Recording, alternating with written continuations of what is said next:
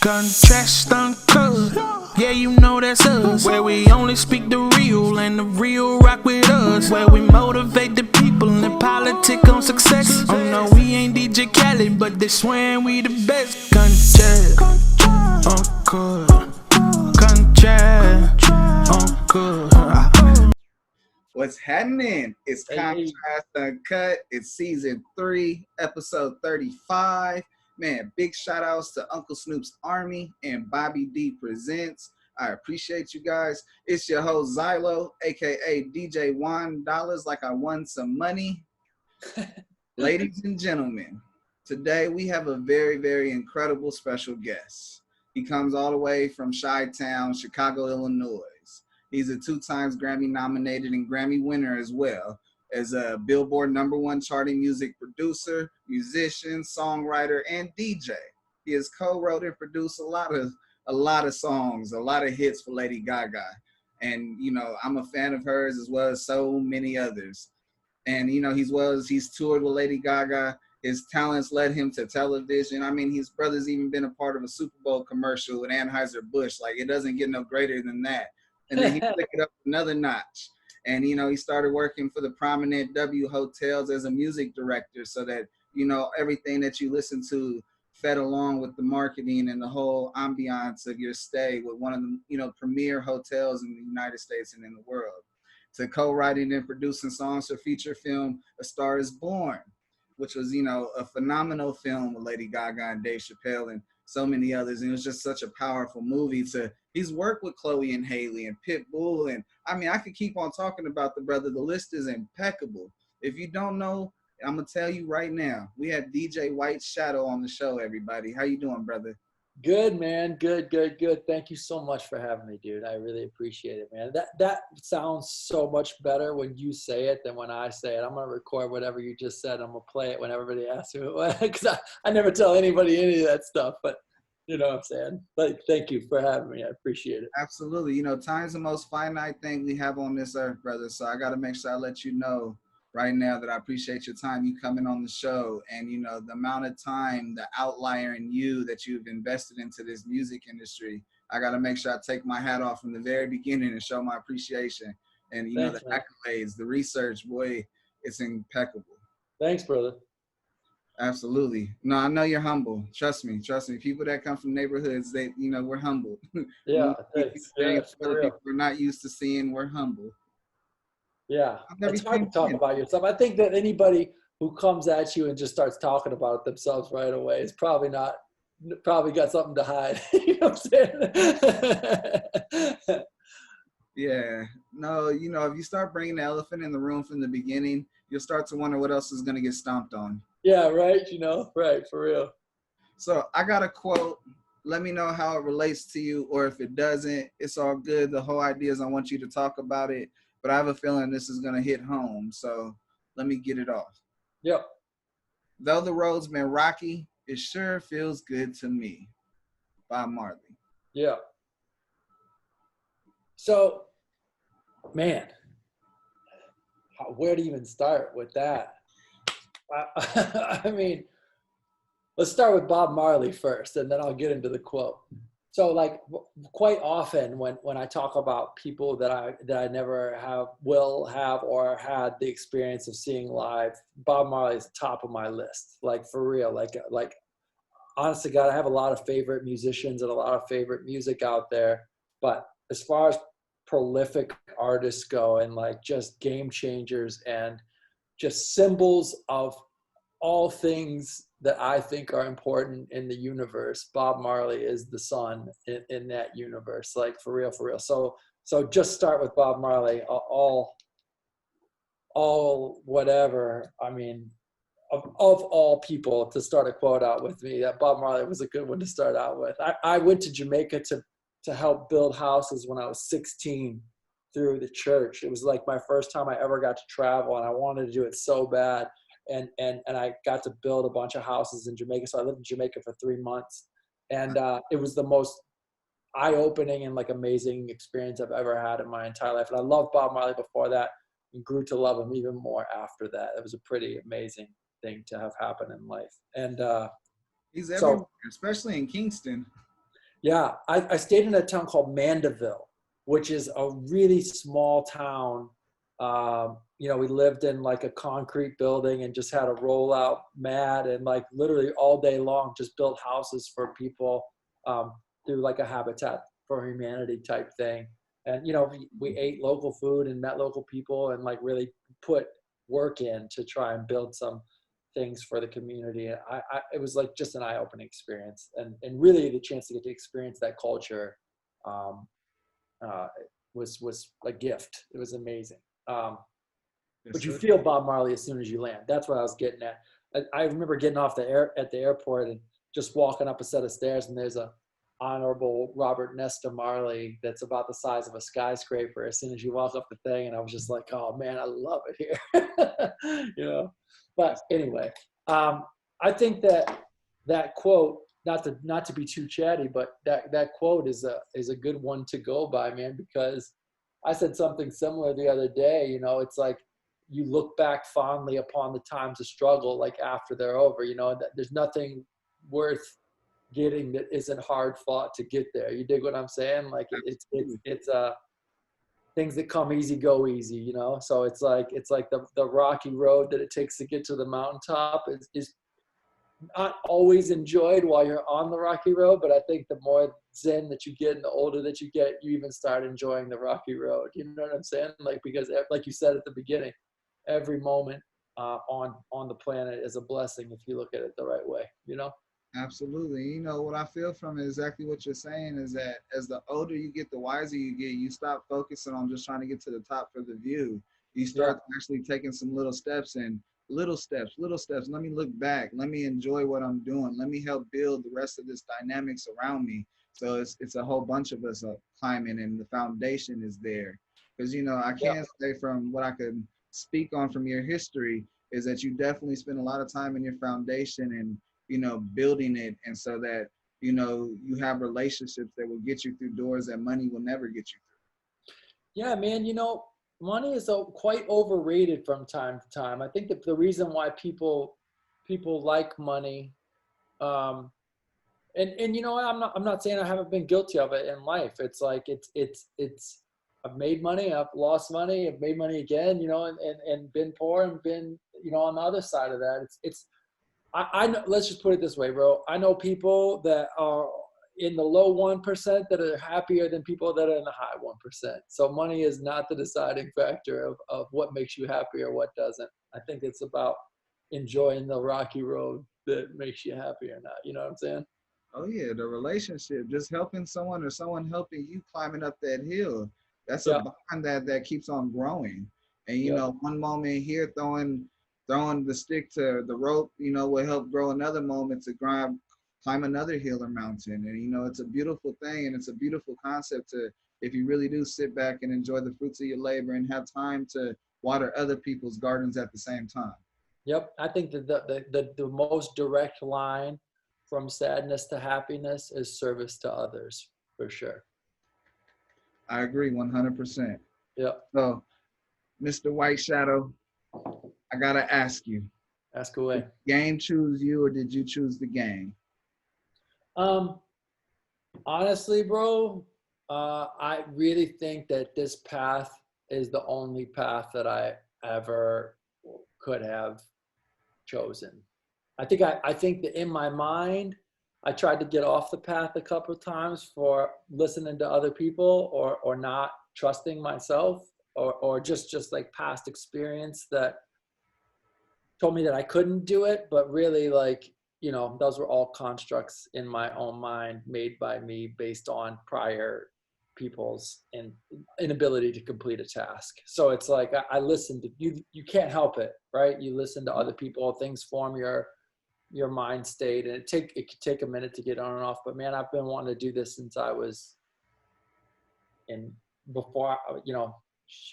second grade, you know, first grade. Like literally, my mom gave me a book of songs that I was writing, like about kids in my class, like in fifth grade. You know what I mean? Like just stuff like listening, being so over the top with my consumption and appreciation and wanting to learn about music. I wasn't so great at algebra, but like music, man, I'd kill anybody at my That's all good. You don't need really too much algebra when it comes to, you know, money coming in and an accountant to keep track. You know, honestly, the funny thing is that like I was really terrible in math in school, and it was only because nobody told me how it worked with music. All music is math, beauty is math, art is math, it's all math. So like nobody just connected it to, I'm excellent at math now because I can understand how it works in math, in music. But, you know, but I just didn't have a connector. I didn't have a teacher to teach me what that was or why to be interested in it. I don't care how many sacks of potatoes Julia has when she goes to the store, when she comes back. You know what I'm saying? It was more like, but if you could tell me like a third, a fifth, a seventh, and a ninth make a different sound when you push them on a keyboard, then I'm excited about it. You know what I'm saying? Come on. And, you know, something I do want to speak about is just, you know, you have the ability to walk by faith, not by sight, and keep the tunnel vision. Sometimes you could get other roads pop out on the side and you stick out some time, but you kept that tunnel vision going forward. And so I want to ask you, what was your first confirmation that, you know, music is what you're supposed to be doing with your life? You know, honestly, I think it was in small chunks, and I think it continues to happen. You know what I mean? Like, I swear to you on my life, man, I swear to you on my life, the reason why I was late, because by the way, I'm hardly ever late, but the reason why I was late to this call, and I know it's not going to be late to YouTube, but the reason I was a half hour late today. So again, my apologies for that. But the reason why I was late is because I was taking a call about scoring, or not scoring, but doing some soundtrack stuff for another movie with the people that are scoring the movie. And so in that call, someone said to me, and I'm not saying this exactly right, but somebody said to me, yo, I heard what you sent, and it really showed me who the character was and what the character was about, and it made me feel really good about that character's world, which probably doesn't make a lot of sense out of context, and I can't explain too much about the movie, but I will say that right there, I was like, yo, that's like the best thing anybody's ever said to me. Like, that's exactly what I was trying to do. So if that worked for one person, like, it's a validation, right? So it's not so much, you know, Oprah Winfrey coming out of the sky and telling you that you're a genius. It's more like little affirmations throughout the day, every day, you know, because you're always putting in work and always reaching out to people and always doing stuff. So yeah, if one person, you know, sometimes, man, like, it's like somebody, you get a thing on Instagram where it's like, yo, we use this song from this thing in our wedding. And then they send you like a picture of their wedding, or, oh man, this song helped me, you know, get over this problem, or yo, I never heard this other artist before. You know what I mean? Like, it's like those kind of things, small doses of affirmations. Again, I feel like if you jump out of the box and all of a sudden you go from 0 to 100, and everybody's affirming you, it can be as unhealthy as nobody ever affirming you, if that makes any sense. Yeah, that's unwanted attention. Yeah, right. Right. No, that's very powerful. And I mean, you definitely have been on the journey. You have traveled. You've done a lot of things just to, you know, get to your affirmations and get to the ability that on the platform you're able to see all these things come back to you. And so, you know, what was, you know, been the road like for you to, you know, because I know it hasn't been easy from Chicago. I know from Detroit. Then I know to LA. You know, music can take you everywhere. I'm pretty sure you've had time down south just because that's how the world works. Yeah. Yeah, no, man, I've been, I'm not even exaggerating when I tell you that I've woken up in Sao Paulo, Brazil in the morning and been in St. Petersburg, Russia at night. You know what I mean? Like, I've literally been in around the world a number of times.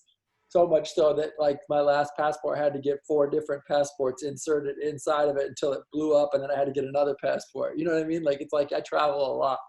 So that's been a blessing. And like, you know, music can carry anything that you love. It doesn't even have to be music, man. If you love making, you know, people statues out of paper clips, that you really love it, you will find a way to get where you want to go. You know what I mean? It's about the heart that you put into stuff that puts you where you want to be, or where you, and you don't even think of where you want to be. That's a secret to this whole thing, right?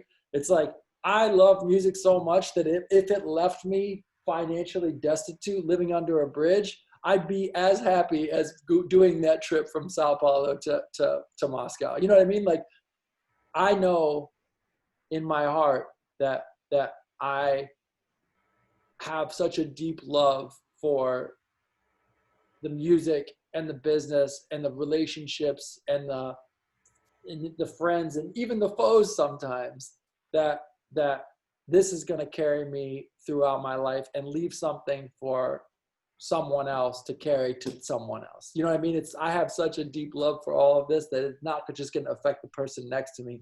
It's going to affect the person 10 people out. So that's why I keep doing it, man. I got to keep doing it. Absolutely. You can feel that from the imprint you left on music and what you continue to leave on it. And, I want to ask you, what are some of the highs and lows that you faced so far in your career that you're willing to talk about? I mean, since we're here, right, and you got Uncle Snoop's Army as a sponsor. I was at Coachella one year with a couple of my friends, and we were at this house that someone was throwing a party at, and it was pretty early on in my career. It was right after I finished Born This Way, so maybe 2010 or 11, I don't know. And I got to the party, and Snoop and Corrupt and Daz and a couple other people at this party, and I walked up to Snoop with another friend, and that friend said, "Oh, this is Paul, DJ White Shadow," and he said he works on Lady Gaga stuff. And Snoop said, "I know who it is, man." He said, "Give me some of that leftover Lady Gaga shit, man." And I was like, "What?" I was like, "Snoop Dogg knows who I am. This is the best day of my whole life." So like little things like that. And then later on that night, I ended up at Jimmy Iovine's house, like hanging out with Dr. Dre and Jimmy and Warren G and Snoop and a couple other people in the circle, talking about music. And like, there's moments like that where you're just like, I am a kid from a farm in Ohio that was raised in Detroit and like moved, you know what I mean? What am I doing here right now? But then you realize, like I just said, that love for this whole thing, like put you in a weird spot, and people listen to you. Like people listen. That's the biggest thing. When you ask me to come on a show like this, that's why I don't pass this kind of stuff up. If one person sees this show and says, "Oh shit, man, I saw this weird dude, big ears and whatever, hanging out with Juan on his show, $1 over here, and I can do this too." I mean, if one person sees that, it's a win. You know what I'm saying? If I got to give up an hour of my day to do that, then I'm in for it. You know what I mean? No, that's the whole premise of my show. It's like there's a lot of people that are afraid of success, especially coming from like neighborhoods and, poverty-stricken ideas. Like if it's not football, a college coming in looking at you, or basketball, or, Right. some type of sport, it's hard for people to jump into the dream of getting an entertainment. And they have a gift. And, there's moments in life where they make a choice. Do I go ahead and ride around with my friends and do something to get me in trouble? Or do I stay home and focus on some of the stuff that's going to change my life? And a lot of these people make the wrong choices. I've been guilty of that. Sure. Me too. So, and you learn that the amazing thing is that, the universe comes back to you. That's the blessing part. You keep on doing things. And, that moment didn't work out, but years later down the road, that moment there came up again, and it elevated and the opportunity continued to bloom. And, I take myself, for example, and, the success story within that and the struggle and to get there. And a lot of people do get afraid. They live in a cul-de-sac state of mind. They won't travel to the best neighborhoods. They'll just stay in their neighborhood. Right. And it's important to build a bridge and, start communicating and get awareness and, build relationships so that, your life can change with the gifts you do have, because everyone does have a gift. Yeah, I totally agree with you, man. And let me tell you something, just to tack on to what you said. I think that the construct of what it is to get into music or into sports, like the media and today's society puts a vision of success in front of us that we take because we see it every second, right? You got to have a certain house. You got to have a certain car. You got to have 10 of those cars. You got to be in this neighborhood. You got to, you know what I mean? You got to fly on a private jet. Then you got to like take a picture with whatever like that. And I can tell you this straight up, that will not make you happy. None of that shit I just mentioned right there is going to make you happy. So the idea that you can't fall for that okie doke, because all that does is leave you making money quick and spending money quick to try and reach something that doesn't even exist. So the idea is find what makes you happy, right? If it's whittling birds out of twigs in your front yard, even, you know what I'm saying? Like, do that with your all intent and purpose, because like eventually, if you love something so much that you don't give up on it, somebody's going to notice, right? And so it's like everybody doesn't have the same win. Everybody doesn't have the same goal. Everybody doesn't have whatever. And I'm telling you right now that the constructs of the goal that they put in front of you that says you succeed or fail is not really a measure of success or failure. Does that make sense? Absolutely. So like everybody needs to open a book, meet people, do things, find other people that are into what you're into, connect with them, vibe back and forth, collaborate. You know what I mean? Open up your mind into different territory and try and learn as much as you possibly can about what you want your craft to be and how you want it to look. And then just do it over and over and over again. And it doesn't hurt to get told no a couple times if you really love what you're doing. You know what I'm saying? Because everybody eventually is going to tell you no. Just you got to know how that like, if you love something, no is not even an effective answer anymore. Do you know what I mean? Here we go again. You got to go through the muddy waters just to be able to enjoy what it's like to have your boots clean. You know, you got to go through the struggle to enjoy the enjoyment. You got to go through 1,000 no's before you get that one yes. And after you get that one yes, you actually get a lot more yeses. And you will go through some more no's, but then yeses will be easier. And that's the whole thing about life. And you won't see that same struggle. Man, I had to go through 1,000 of these to get this big yes. Yep. And you keep on growing and being okay. Sometimes, hey, you can jump on the ground, go to the stars and land back on the ground. You just got to remember, you got to try it again. And a lot of people get surfaced on, man, I jumped up there, everything was great, and let me go back into my shadow. And, you know, it's important to jump out in front of that, live it.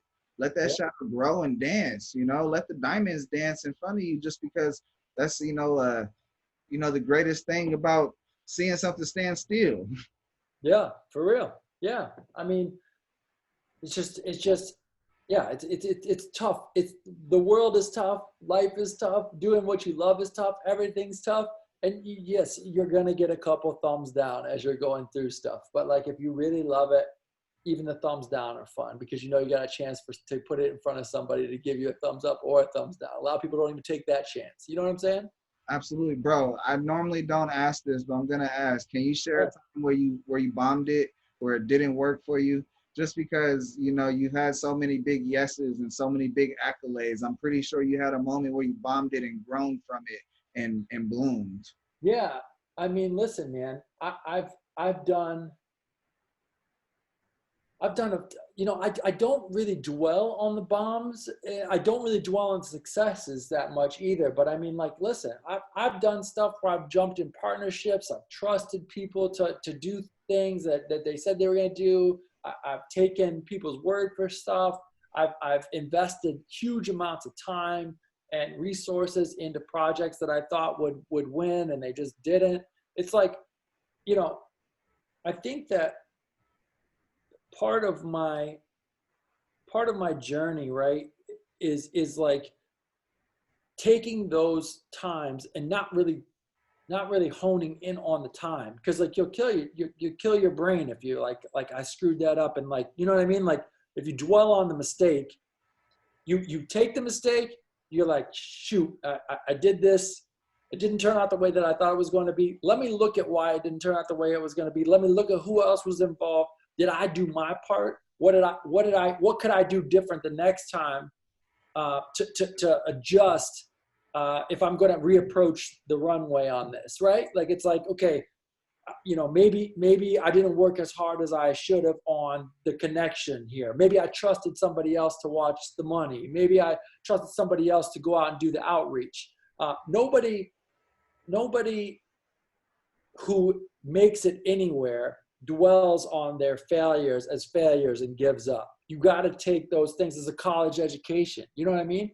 Like, right. You can get a college education in anything you want to get an education in. You know what I'm saying? Like, if you want to make jewelry, you can go and sit in a classroom 24 hours a day and make the same jewelry that somebody who actually has the metal in their hands and the fire and you know what I mean, in their room, making a jewelry. You know what I mean? Like, you can learn 1,000 different ways and get to the same place. So what I'm saying is that teaching yourself how to accept failure and grow from failure is one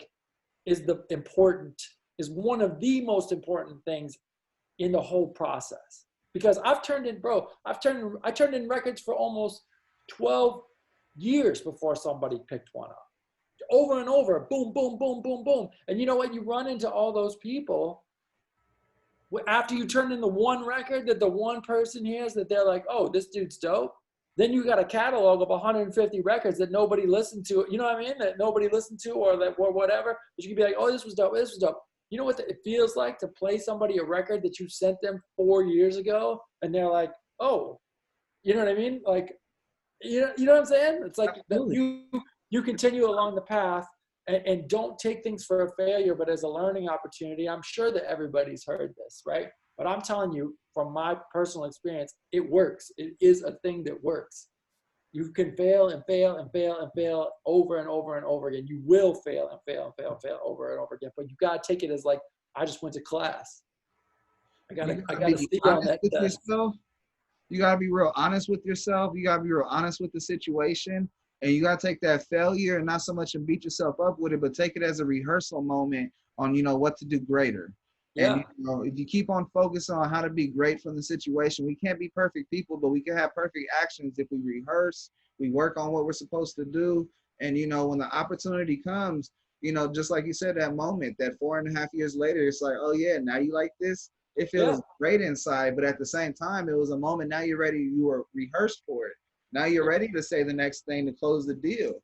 And it's that implication of growth that you have to be okay with the failure to learn from it and not beat up so that you fall in a hole, but instead find a way to plug that hole, and so you keep on chugging along. Correct. And that's what I'm saying, that like for real, like go back to your example earlier where you're like, a lot of people see this and it's that, and go be an athlete or whatever. A lot of people go out to be athletes so they can live like an athlete. Go out and spend a bunch of money, get signed fan autographs and do whatever. Most of those athletes, man, are just naturally gifted, and they work and they work and they train. They do 2 a days and 3 a days and 4 a days and break a knee, and you know what I'm saying? Like do all kinds of, you don't see anything except for the guy coming on in and off the field, putting the helmet on, getting in the car, showing up at a club later that night. For every minute that somebody gets in the car and shows up at the club, there's like 20 hours like spent, you know what I mean, getting that body in tune and getting that mind in tune to do that job.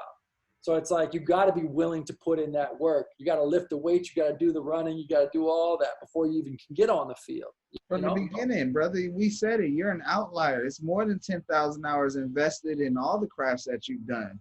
I've had the safety from the San Francisco 49ers, DJ Reed, on the show. And my trading places segment, you'll get to it later. I had a NFL player trade places with an actor, and the actor was fit, and he was like, look, there's no way that this actor can do what this athlete does, because it takes real preparation, it takes real workouts and all these other things that people's bodies are not willing to do.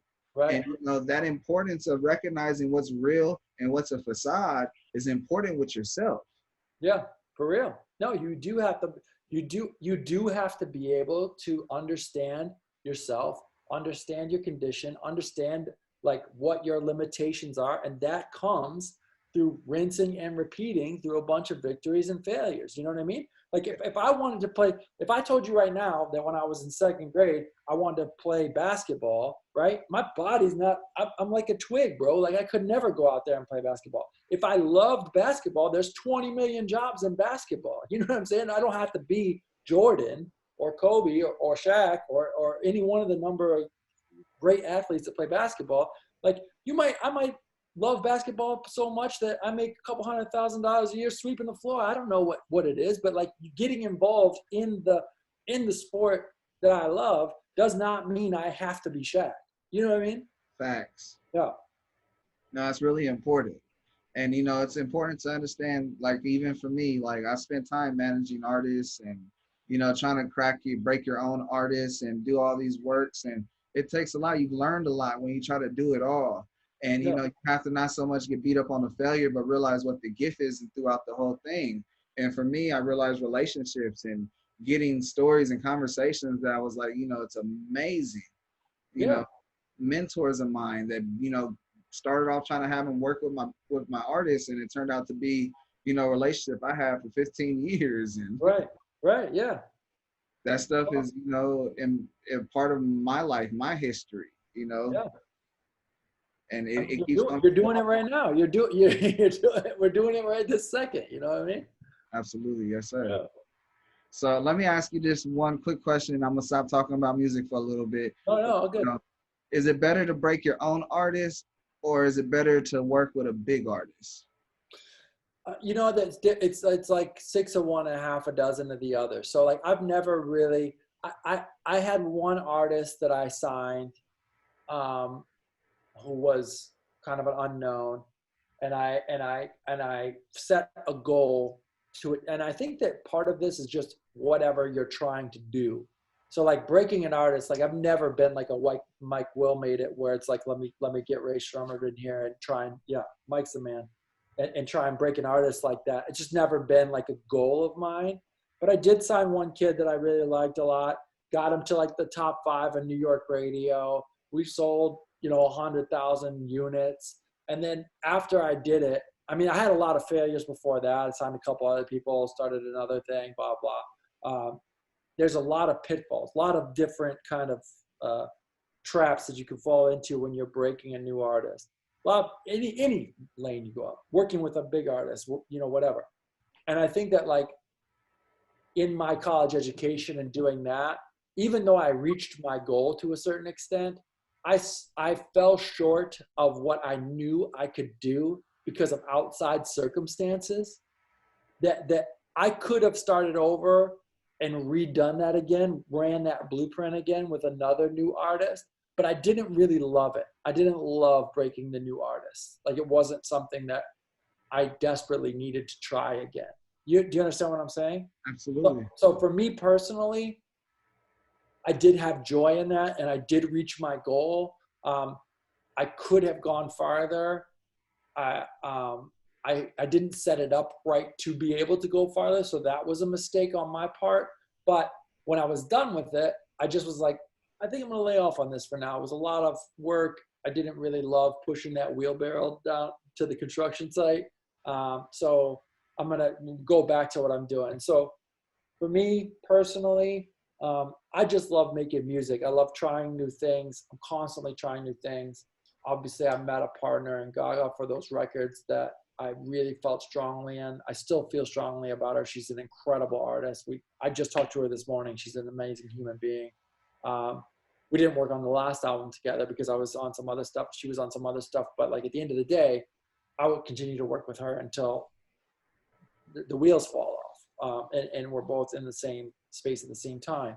But like, I think it's like a one-on-one basis, a one-for-one basis. Like if a brand new artist came out to me today, and I felt really strongly about it, you know what I mean? Like I would do that. So I don't rule anything out is what I'm saying. Nothing's black and white. When you're dealing with like creative endeavors, like nothing's black and white. So I could run into a dog trainer that song tomorrow and fall in love with him or her and be like, this is the best thing I've ever heard in my life. I try not to rule anything out is what I'm saying. But in my past, I have found more joy in working with Gaga than I have anyone else. And I found more joy in that, collaborative process. And that's why, and I think she did too. I'm not trying to speak for her, but I think that's why we worked for so long together and why we continue to talk and work together now, you know? Oh yeah, no, that importance of the relationship. I mean, songwriting with someone is you know, that relationship is a bond that, you know, one has to be developed and trust. Yeah. You know, definitely you could tell the trust in a lot of the records. You know, Yeah. it's really to let free. And that's one thing I love about Lady Gaga is that she's such a free soul, and you know, she definitely gets off about her beliefs, and you know, she makes everyone feel a part of her. Yeah. Yeah, she really is an incredible vessel for art. She's like a wild conduit from the sky to the earth. Absolutely. Yeah. So, all right, I lied. I gotta ask you, what would you be doing if you weren't doing music? Doing music, just differently. I don't know. This is what I'm supposed to do. I love the answer. I love the answer. Okay, I'm gonna transition out of music. Let's go ahead and put a pause on it. And you know, I'm gonna get to my awareness segment. And you know, I talk about police interaction. I'm talking about when the red and blue lights hit, you hear the blurp blurp sound, the high beam on the back of your neck, and searching for everybody in the car, and we get pulled over. And you know, I ask every guest of mine that comes on the show, when was the last time they were pulled over? And you know, what's some advice they can give to somebody in the situation of interacting with the police when they're pulled over? Man, you know, I don't know anybody who doesn't feel that feeling. You know, I had a buddy that had to do some time not that long ago, and when I asked him to describe what it was like to do the time, he said, you know, that feeling that you get when you get pulled over by the cops, it's like that every minute where he was at, you know what I mean? Like that. And I was like, oh shit, I get that, because it's a crazy feeling, right? I haven't got pulled over in a while. When I was younger, and I'm not saying like I was any smarter or dumber. I was just inexperienced and maybe a little bit more headstrong about my view on authority and whatever. I did have plenty of run-ins with the law as a younger man. And I think it was a learning experience for sure. You know, the thing about the police in today's society is I think that we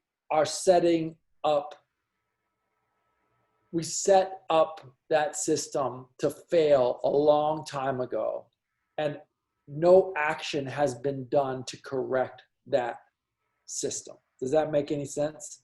Absolutely. I am not a massive fan of authority to begin with, which I think is probably troublesome from a jump off point. But listen, man, everybody's a human being, right? And you have these people that are human beings that some of them are out there to try and do their best for their community and for the people. And then there's this massive black hole that a lot of people walk into because they need to put bodies into into a system, and it makes money. People go to jail, it makes money for rich people. And like there's systems out there that are way above the number one richest system in the United States, and has been this way for hundreds of years, is the judicial system. Correct. Yes. So lawyers, the police departments, the sheriff. Yes. Now that we've monetized the federal prison system, that's a crazy. I mean, I just looked at Trump's number, like the biggest donators to Trump's campaign, and it's the two of the biggest donators are the people that run the paid prisons. So it's like from the top down. You know, listen, a lot of people look at a river flowing off the mountain. You stand at the bottom of the mountain, right? And you're looking at the river coming from the water at the top of the mountain, and there's shit coming down the river, right? A bunch of leaves, bunch of crap, like whatever. Oh my God, look at all this stuff coming out of the river, right? But people are afraid to run up to the top of the mountain and find out where the donkey is shitting in the river, or what kind of, you know what I mean? Like this happens from a really long time ago in a really high place that all these mistakes are boiling down to, right? Facts. And I'll tell you what, man, cops are scared. people are scared. Fear breeds fear, and all of this stuff is like a gnarly, gnarly human condition that people are afraid to address. And we have to take drastic action on a major, major level to get to a point where this system is set up as intended to protect and serve. It's written on the side of every cop car, and it is probably practiced 2% of the time. And so, and what happens is where it is protect and serve is the places where people probably need it the least. So what's and here, I don't want to, talk for too long, so just tell me to shut up whenever you want, but I was not born looking like the people that are at the most risk for being profiled based on their looks. So I'm speaking from a position of privilege, so much so that in the same day, I was pulled over with a set of brass knuckles in my car. As my friend, who I had just left, coincidentally, he was on a motorcycle. I'm white, got pulled over. They took the brass knuckles from me, let me move on. He got pulled over, black guy, motorcycle, arrested, $20,000 bond. 10 miles away from each other, leaving from the exact same point. So shit is real. You know what I mean? And people, I was first hip to this as a young person through music, through listening to music, because I didn't understand it either. And to a certain extent, I still don't understand a lot of it. You know what I mean? I don't think a lot of us do. But like what I can say is, look at what's going on, not at the tree, look at the forest, back out of the forest and look at the system, the system as a whole and the institutionalized policies that we have that make up the forest. It's not just the cop pulling you over. It's the person that trained the cop. It's a person that trained the trainer of the cop, why they trained them, where the money's going upstream to the top of the mountain, and then why that system is in place to begin with. Come on. Something that I really believe that has to happen, and, I've talked about it a few times on the show, and I'm going to tell you about my whole theory.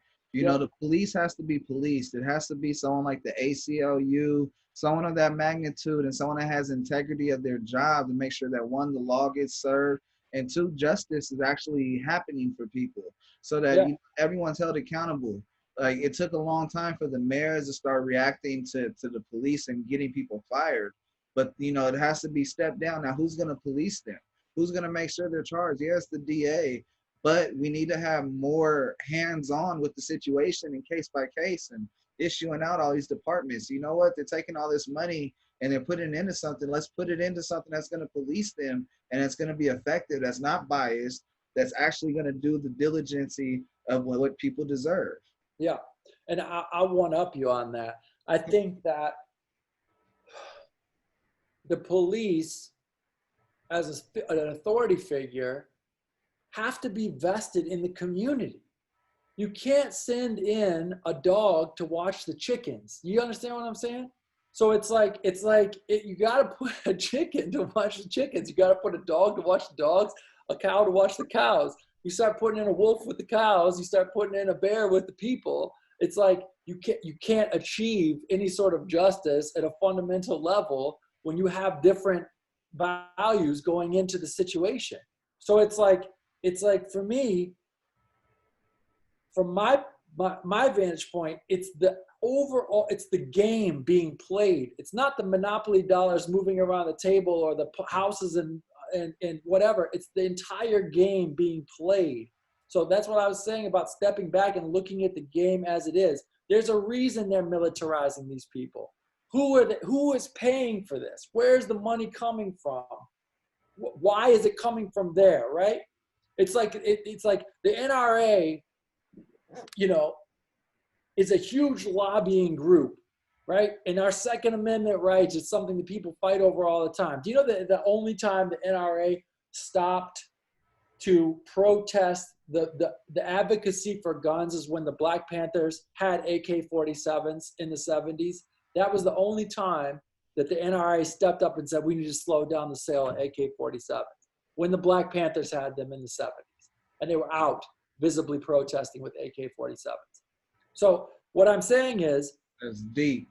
Let's go back and look at where the money is coming from.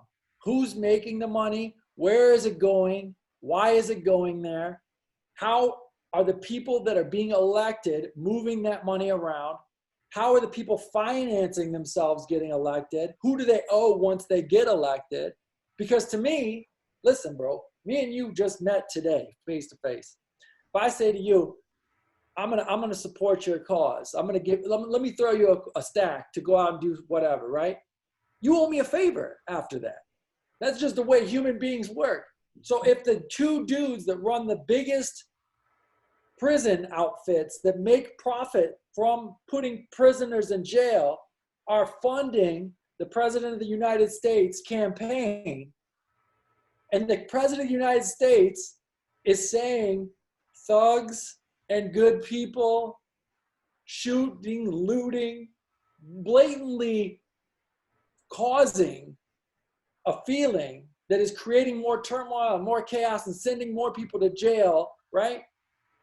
There's a common thread there that does not exist at the street level.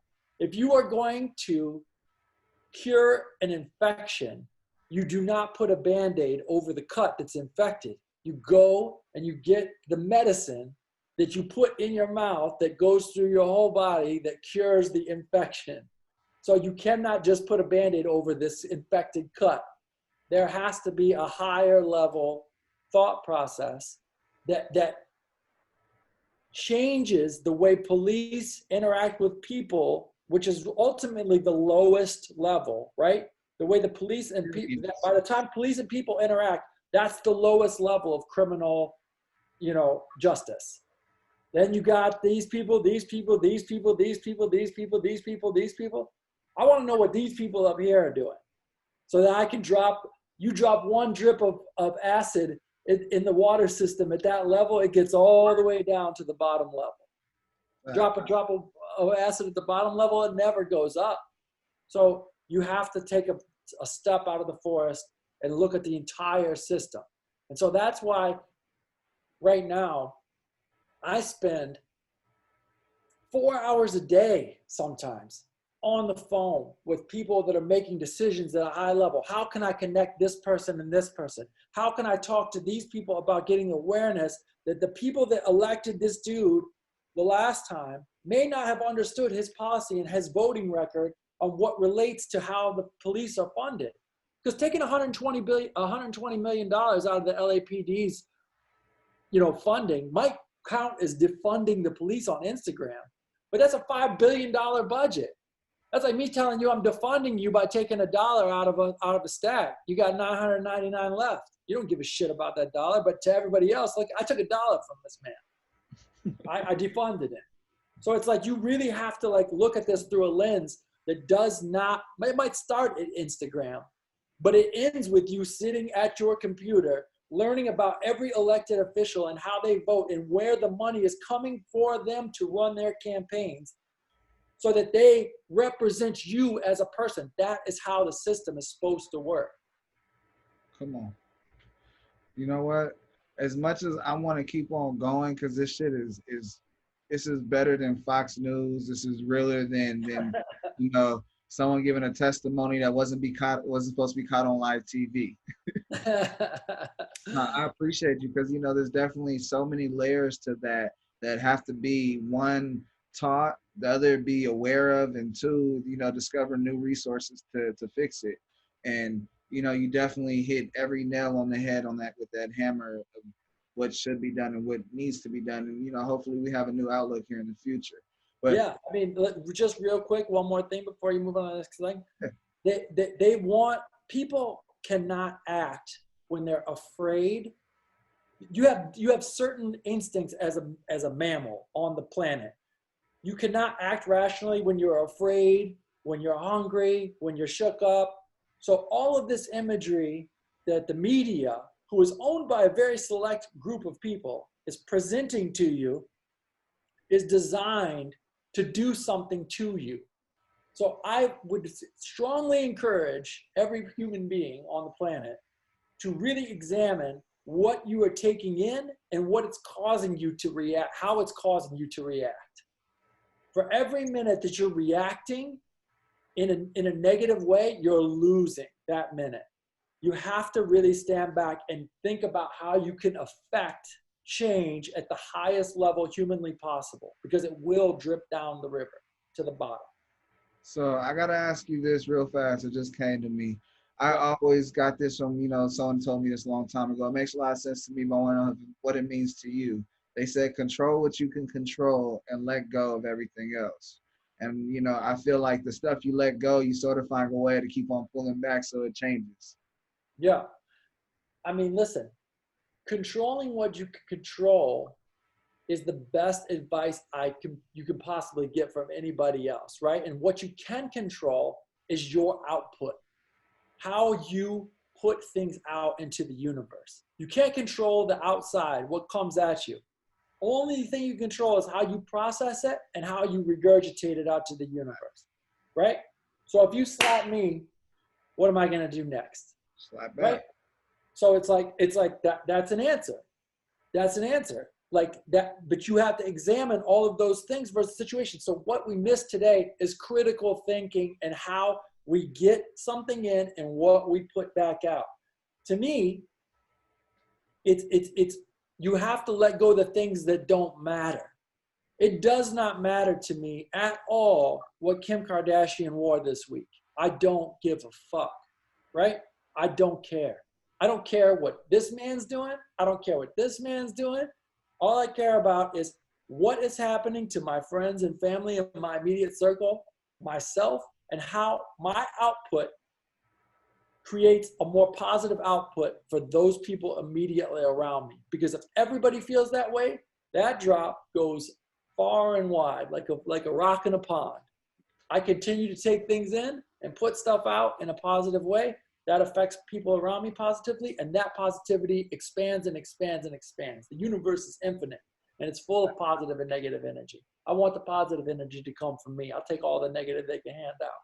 Come on. That's all the ability of the mind. Such a powerful thing. Yep. So I'm going to exercise your mind a little bit more. We talked about trading places. It's going to hit you right now. We take two iconic lives. We swap places. We talk about it. Question number one is, will it work? Question number two is, what would life be like if they traded places? For you, I got Madonna trading places with Beyonce. Oh, wow. Question number one is, will it work?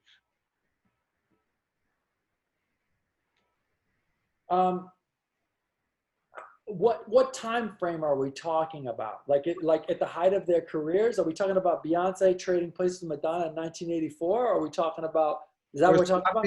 Yeah, we're swapping ages, and we're adapting their history and seeing if it'll work. So listen, I think Madonna and Beyonce have similar things and things that aren't similar. So like, shit, man. That's such a hard question. There's so many variables that it's hard to think of.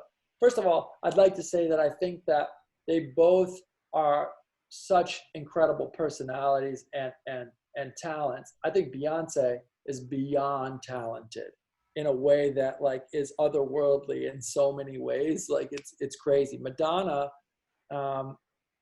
is also crazily talented. If you listen to that early Madonna, the early Madonna records from the 80s, right?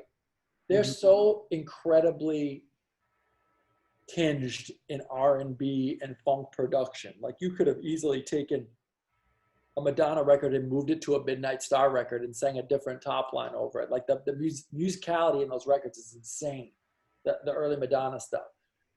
Like, but Madonna was a grinder. She moved from Rochester, Michigan, bro, all the way to New York when she was 18 and met every single person. I think that the common ground that holds those two together is not so much what they look like or sound like or do. It's the amazing work ethic that they have. So I would like to say the swap would work because they are both incredibly gifted at the grind. Not everybody makes it to that level of success. And that success has nothing to do with talent musically as much as it does how well you are at hearing no over and over and again and learning from that. You know what I'm saying? Absolutely. One thing that I feel like they are both parallel to is the amount of time they invest into their career and their craft. And that's what I'm saying. When you watch their performances, not only does it come to life, the lyrics, but you know, you're watching a full theatrical play whenever they perform, and they invest so much into that. It takes, I mean, you think it's easy to record and sing in those notes. Now run around and dance and, you know, smile at the same damn time. Yeah. No joke. It's definitely difficult. And what I will say too, bro, is that like, I think the gift the way to look at that is, again, you go around the exact who Beyonce and Madonna are, because they're both different in a lot of ways, right? Not just visually, not just in their approach. If you boil them down to what at the essence makes them great, it's the ability to overcome and to grind during that whole time. You know what I mean? Both of those people as artists, just as people, I think have an innate ability. They're stars. You know what I mean? Like they're stars, but they learned how to be better and better and better. That's what makes you an icon, right? That's what you become an icon, when you just don't stop. Like, you know what I mean? Like Madonna, man, she set the bar for so many acts today, right? Beyonce set the bar for so many acts tomorrow. Like without Beyonce, God only knows, like, you know what I mean? We have a SZA, will we have a, you know what I'm saying? The girl's insane. Like, so I don't know, man. Like, my answer is yes, it would work, only because I think that their grind transcends all the obstacles that would not make it work. You know, one brief thing. What would be one thing different if they traded places? Just one thing that you think would be different. I think that, man, I think that, you know, the similarity, man, I don't know.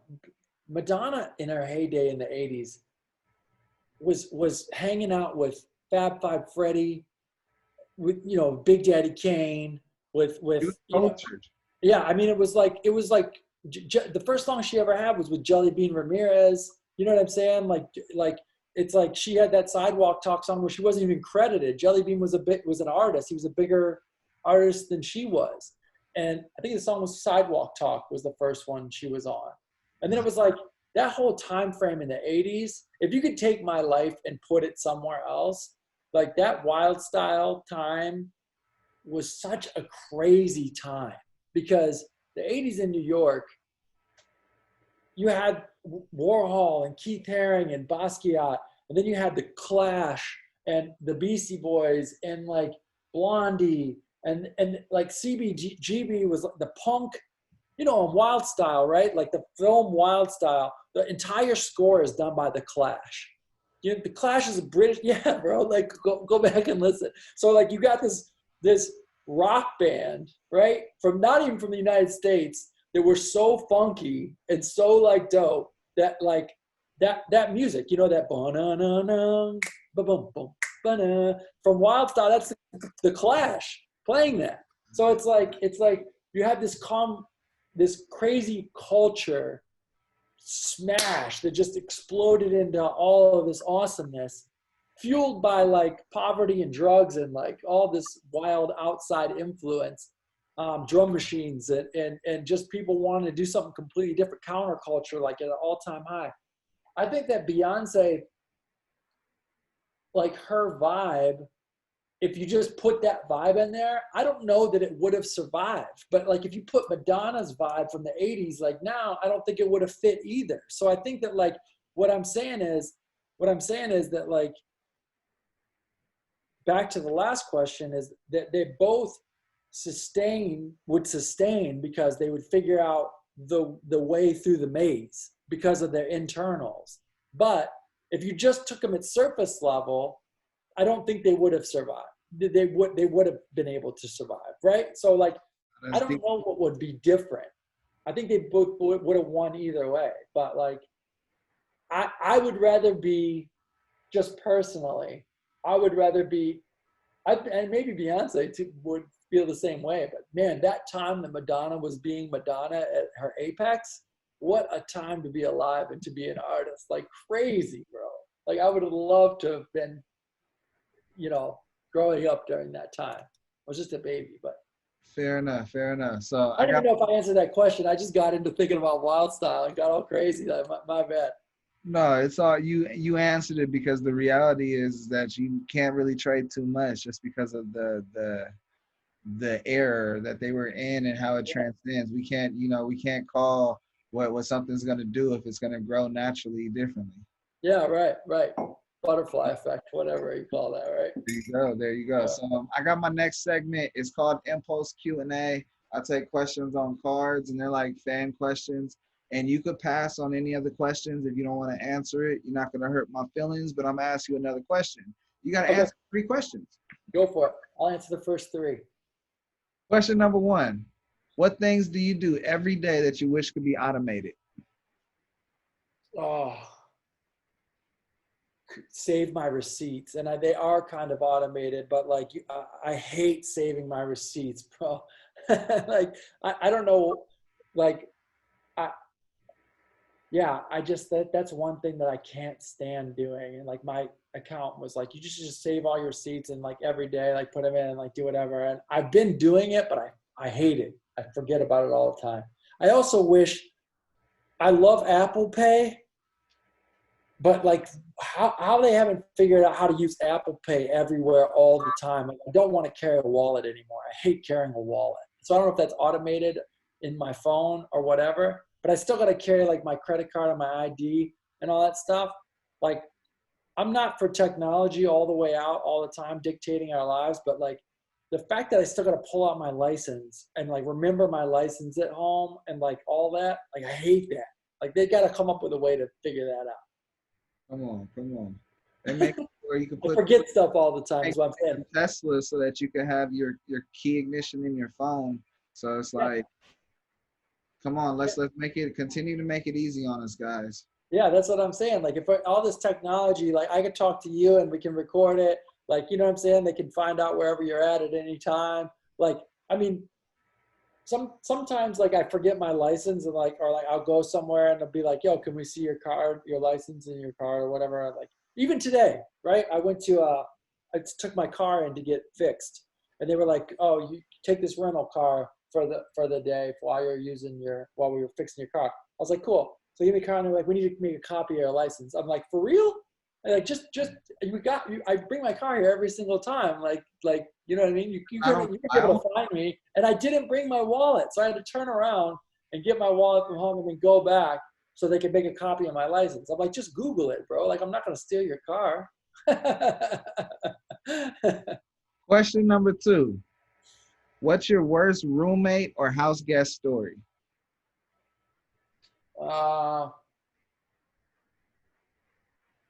Shoot.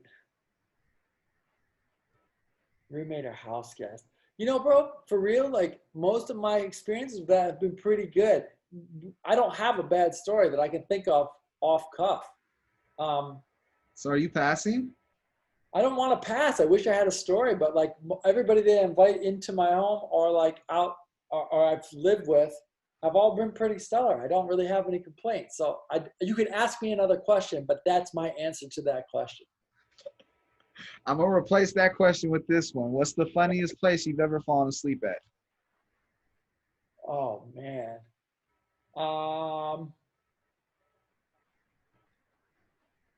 I once was in Italy and I got on a train to go from like Rome to another place in Rome. And I fell asleep on the train and I woke up like 5 hours up the coast. Oh, and I don't speak Italian. So like, I literally like woke up and I was so far away from where I was supposed to be. Like I got on like what the equivalent of an Amtrak was. And I was supposed to get off at like the first stop. And I passed out. and I woke up like way up the coast in Italy. And I was like, oh my God, how do I get back to where I was at? And I literally had to get off the train. I only woke up because the train stopped. And then I had to get up and like get back on the train. The next train, I was on the last train of the day. And then I had to wait in the station for like 4 hours for the next train to fire up and go back to Rome. That's crazy. That was a bad one. But the town that I landed at was pretty nice, so I couldn't really complain too much. It was pleasant. Yeah, right. Question number 3. Is a hot dog a sandwich, and why? I think a hot dog is a hot dog, and I'll tell you why. Because I'm not a huge fan of sandwiches, but I love hot dogs. Like I'll go to a baseball game, not even care about the baseball game, just so I can eat hot dogs if it's like a good spot. So like hot dogs are like one of my weaknesses in life. Sandwiches are not. Although, you know what I'm saying? Like, so I suppose they both contain meat and a bun and like condiments, and I'm sure bologna and a hot dog are made of the same thing, but that's like saying like it is, you know, they're both food, like a Ferrari and a Honda are both cars, but obviously a Ferrari and a Honda are not the same car. Not saying, you know what I mean? I'll eat a hot dog. Hot dogs are like, if I go to Costco, like, or whatever, I can't go to Costco without getting a hot dog. It's like impossible. Fair enough. All right, I got a bonus question just because you're such in good spirits, and Okay. I got to know your perspective. What do you think is the most unpleasant sounding word?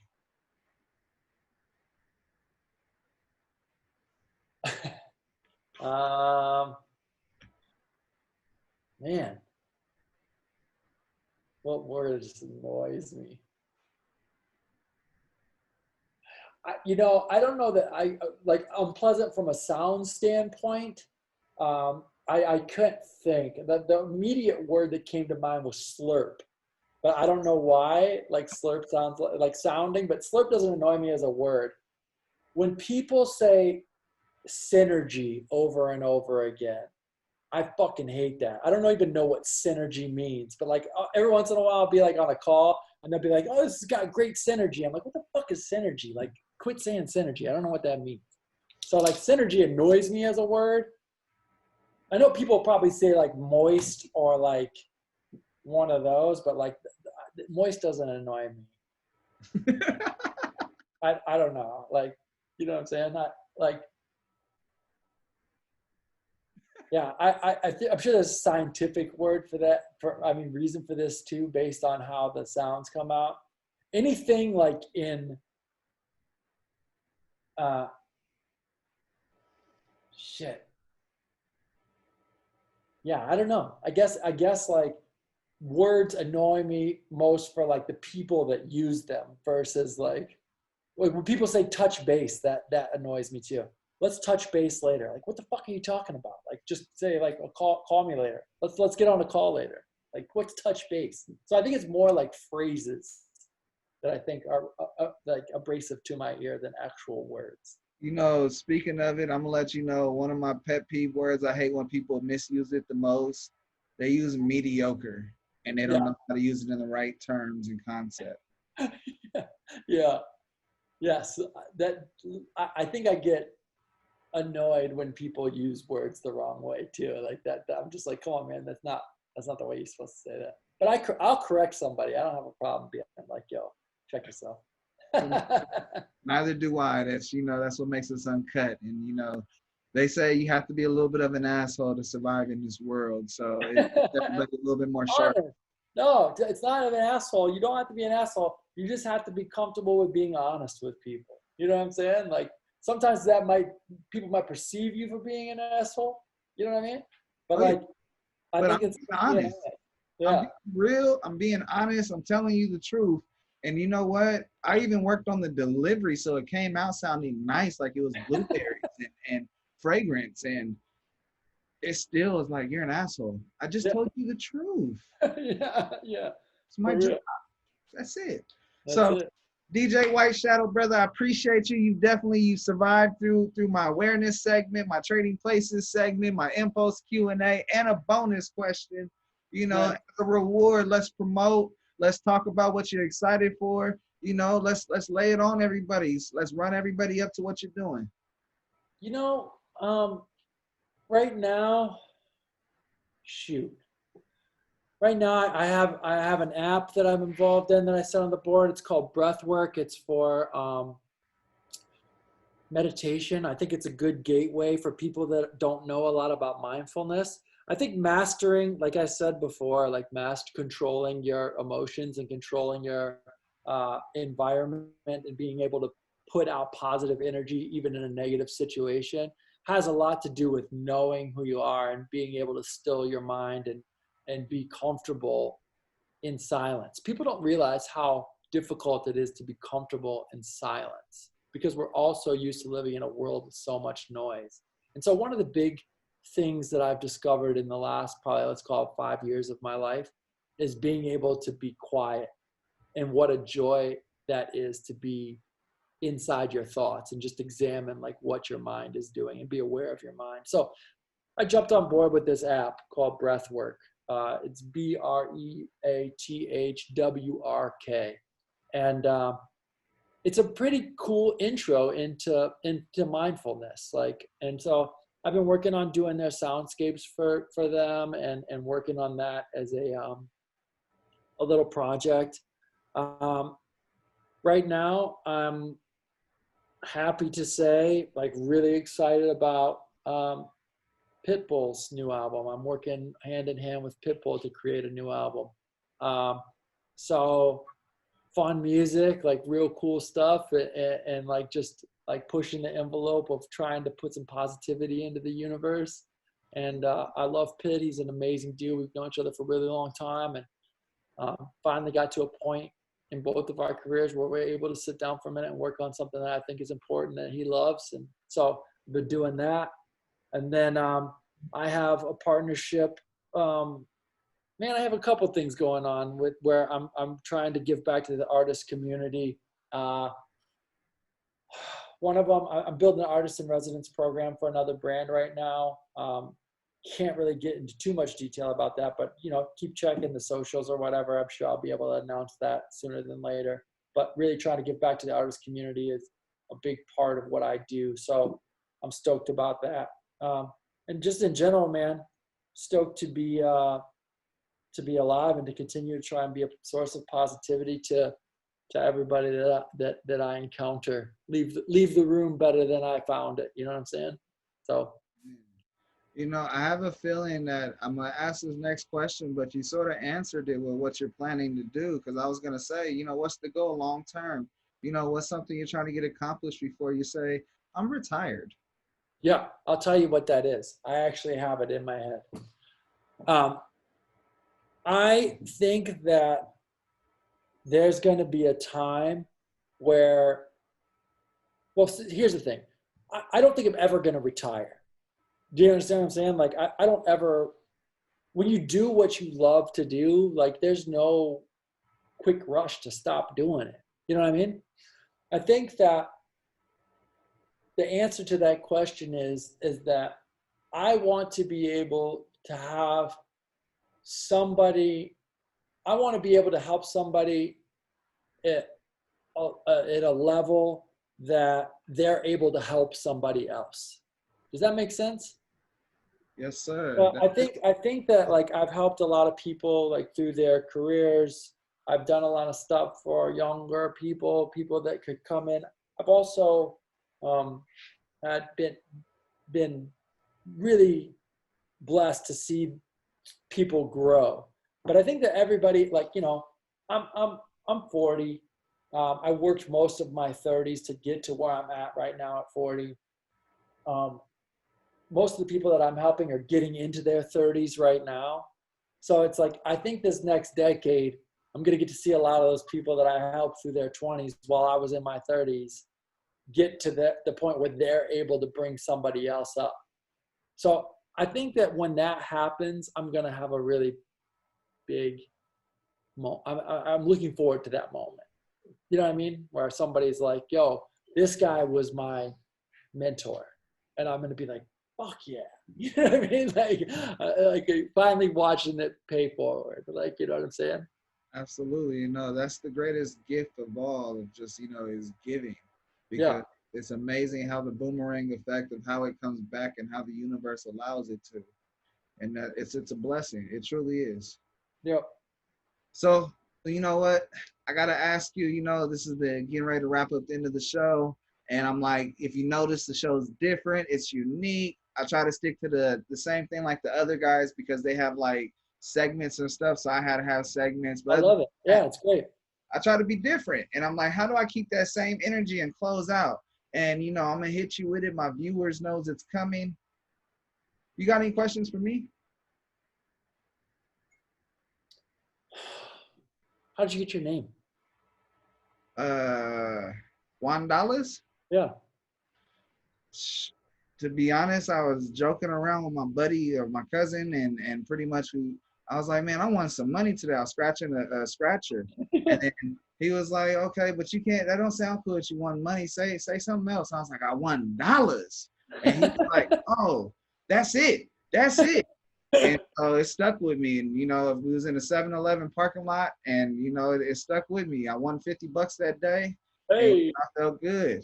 Nice. It's $1 and, you know, here it is to stay. I was like, I love it, man. That's awesome. No, I got one from my real name, my government name. My dad named me Zylo. And so, you know, that thing's unique too. You know, I battled a lot of stuff growing up being made fun of, but the beauty is that apparently he made it up while he was fishing. He made aid to the Coast Guard, you know, or no, the hospital called the Coast Guard. The Coast Guard made aid to my dad. My dad made aid back to the Coast Guard my name while he was fishing. And Coast Guard told the hospital that's how I got my name. My dad kept on fishing. Oh my God, that's an amazing story. That's crazy. I was born during an earthquake, and my older brother always said that's why I got the crack on my ass. That's amazing, dude. That's hilarious. It's all true stories, true stories. I love it.